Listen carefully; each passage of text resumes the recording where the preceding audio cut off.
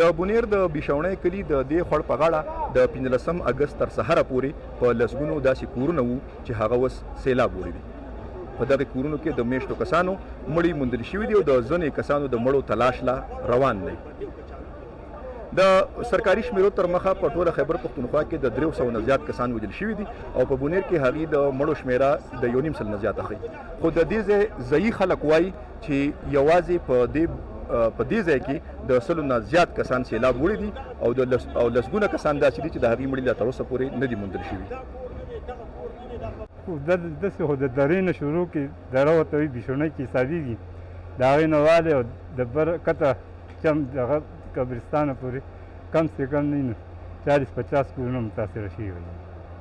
دغه پورې ځای کې څه وو هغه پورې چې کار دا کې یو دغه مدرسه ده او دغه کور هم دی او مدرسه هم ده. دا کور نه کم سے کم 14 کسان غیب دي.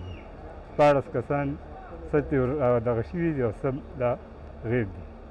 زه چې کوم کور کې ولاړ یم د دې نه 7 جنازې وتې دي، یو لا پته دی، یو جوبل دی. زه خو د ډیری یم.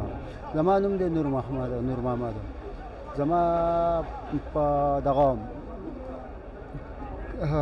خپله خبره جوړه اورګه فاضلو د هغو نسخان شی زما د تره زوی دی او دې خوا ماما یې د هغه هم زما خپل د هغه هم نسخان شی او 2 پکې ټوډي موټرې ګلشیر د هغه پیدا شوي دي، سپرالی شوي دي او د هغو هم ګاډي وړي دي، تاوانې شوي دي.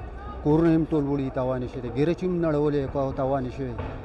بس تندري خوړو کو سیلاب وکړ. زما په رشته دارو کې د فاضل د کډې مړه دي، نومونه یې راله زیات نه راځي.